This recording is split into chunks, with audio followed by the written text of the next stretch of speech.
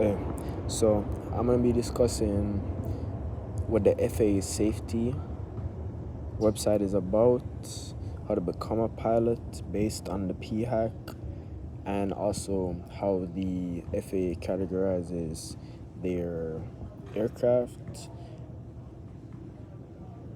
and also how they characterize them based on weight. So, the main safety of the FAA safety website is for you to keep up with credentials. You can also contact people from the FAA. So if you want to learn stuff about it or keep in contact with them, you can even learn the history on the website as well.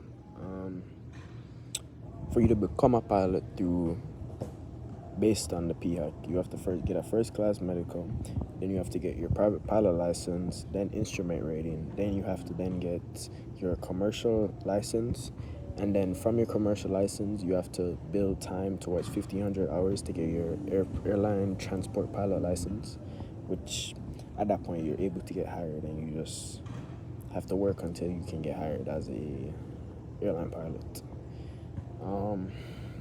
The way that the FAA characterizes their aircraft are with two different ways.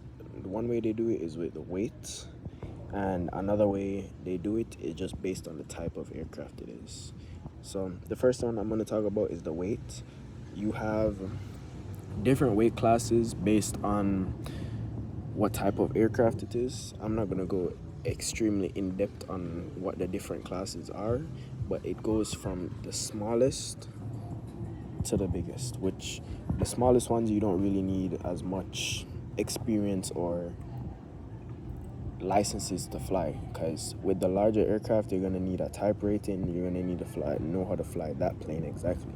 But with the smaller planes, a lot of them are just the same, and you don't need a specific license just to fly that one. That's how they characterize them, based on just how it is. And one more point, you can also have aircraft that are lighter than air, like blimps. Those are in a section by themselves, and they also are characterized by just the type of aircraft they actually are. So you have gliders, which are on no engines. You have blimps lighter than air. You have seaplanes. You have rotorforms. You have helicopters. These are all aircraft, but they all fall under a different characterization because they're different. And these are just different ways how they're characterized. And that's my presentation.